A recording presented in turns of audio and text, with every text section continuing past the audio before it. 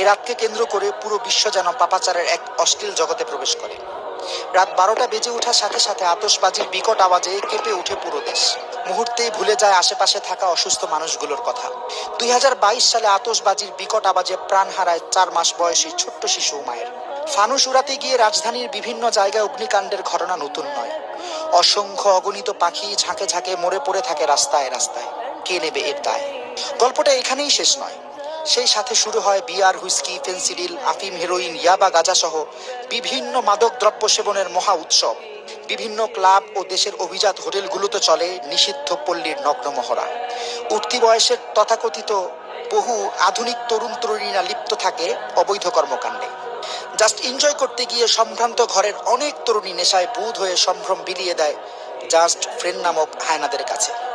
বহু জায়গায় কনসার্টের আয়োজন করা হয় এবং নারী পুরুষের এই অবাধ মিলন মেলায় যেন অশ্লীলতার জোয়ার ওঠে। রাজধানীর বিভিন্ন রোডে বাইক রেসে দুর্ঘটনার সংবাদে গরম থাকে প্রচার গণমাধ্যম। বড় অবাক লাগে। প্রতিবাদ তো দূরের কথা, কথিত সুশীল সমাজ তখন মুখে কুলুপ এঁটে বসে থাকে। নিষিদ্ধ অ্যালকোহলের লট ঠেকাতে আইন শৃঙ্খলা বাহিনীকে চরম হিমশিম খেতে হয়। একজন মুসলিম হিসেবে কি ভেবে দেখেছি এ জাতীয় বস্তা পচা নোংরা সংস্কৃতি কি আমাদের পক্ষে শোভা পায়? ইসলাম তো বটেই, এমনকি একজন সুস্থ বিবেকমান কোনো ব্যক্তিও এই জাতীয় চরিত্র বিধ্বংসী উদযাপনকে মোটেও সমর্থন করতে পারে না। সত্যি কথা বলতে কি জানেন, এই ঘৃণ্য সংস্কৃতি আমাদের নয়।